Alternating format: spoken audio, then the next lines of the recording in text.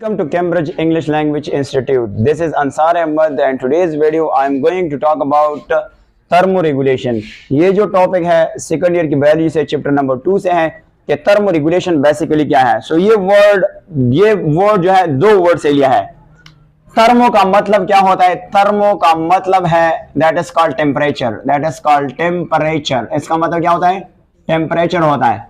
और रेगुलेशन का मतलब है maintenance. That is called maintenance है. इसका नाम क्या है? मेंटेनेंस है.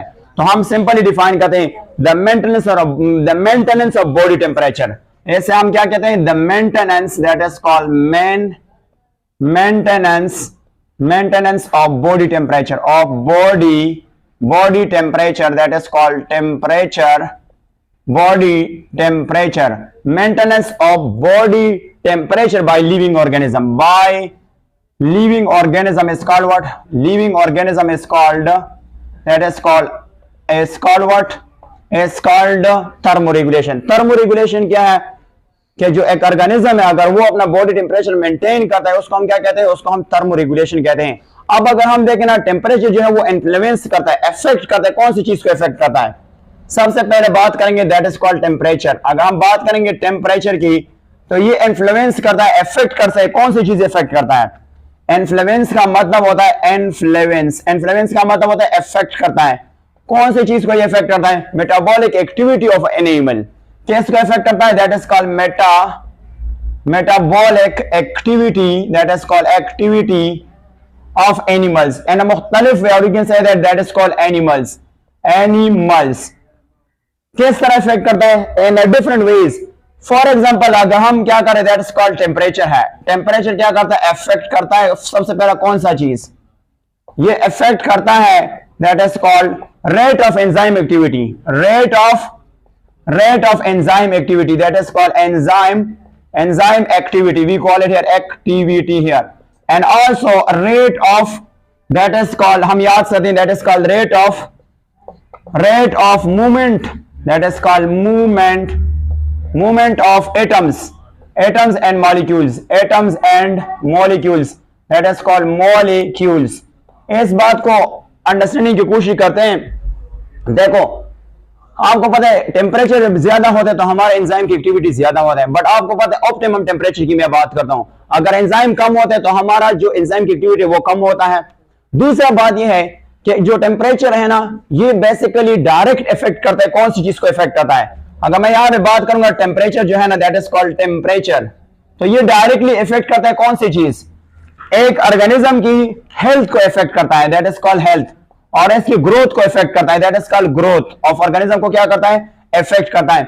इसके अलावा अगर टेम्परेचर बहुत ज्यादा हो जाए, जिसको हम कहते हैं हाइपरथर्मिया हो जाए, इसके साथ एक और पॉइंट भी आप इजाफा कर सकते हैं कि जो टेम्परेचर है वो जियोग्राफिकली भी इफेक्ट होता है. फॉर एग्जांपल जो टेम्परेचर है, ये मैं बात करूं यहां तक, दैट इज कॉल्ड टेम्परेचर जो होता है, यहां से मैं बात करूं तो ये इफेक्ट करता है. That is called effect geographical distribution also. Geographical distribution also, that is called distribution भी इफेक्ट करता है. आपको पता है जहां पे टेम्परेचर ज्यादा होते हैं उधर ऑर्गेनिज्म कम होते हैं, और जहां पे टेम्परेचर कम होते हैं उधर भी कम होते हैं. जहां पे टेम्परेचर नॉर्मल है वहां पे ऑर्गेनिज्म ज्यादा होते हैं. और दूसरा बात ये कि ये इन्फ्लुएंस करता है प्लांट आल्सो. इन्फ्लुएंस करता है कौन सा चीज? इन्फ्लुएंस करता है plant also. That is called plants. और वो किस तरह? Is a primary producer. Primary producers, that is called producer. और कहां पे? फूड चेंज में. That is called food change में जो है इफेक्ट करता है. इसके साथ साथ अगर टेम्परेचर ज्यादा हो जाए, हाइपरथर्मिया हो जाए, तो क्या इफेक्ट हो सकता है? थोड़ा सा बात करते हैं, फिर क्लासिफिकेशन की तरफ मूव करते हैं. सबसे पहले बात करें अगर इफेक्ट ऑफ हाइपोथर्मिया क्या हो सकता है. बुक में एक वर्ड लिखा है, that is called that is called थर्मिया.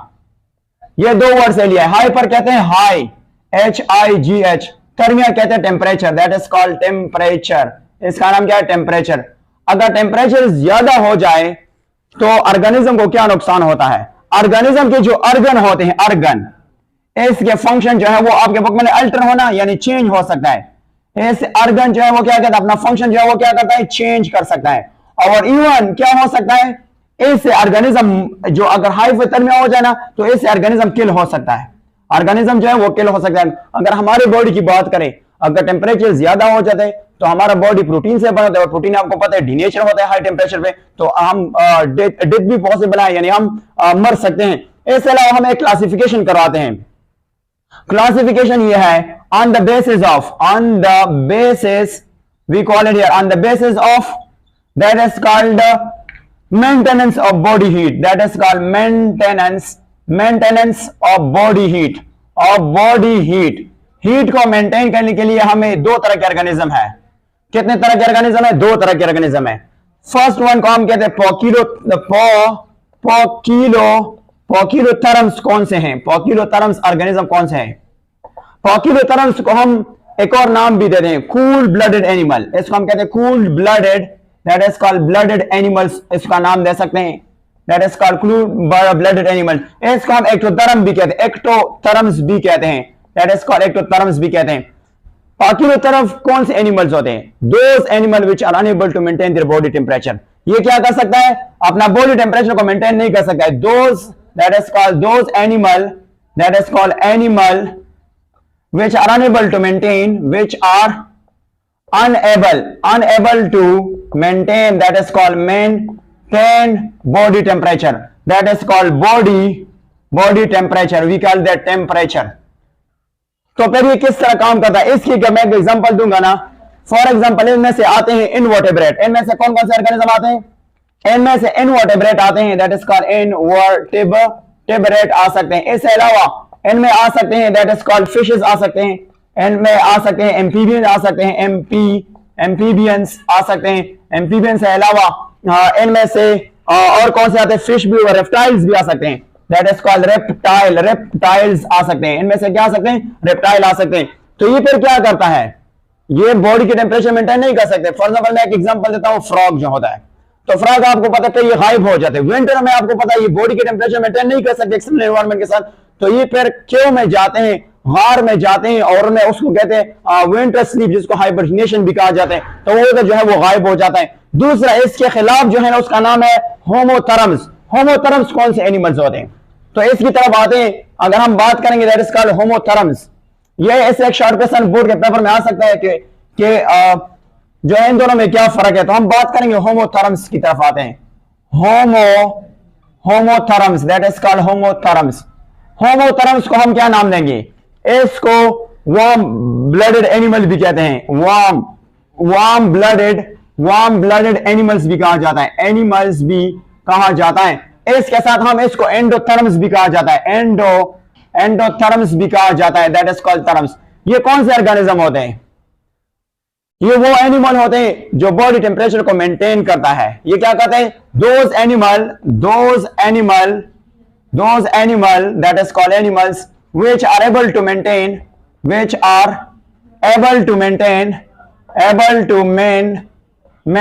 body temperature, that is called body temperature, we call it here temperature, that is called temperature।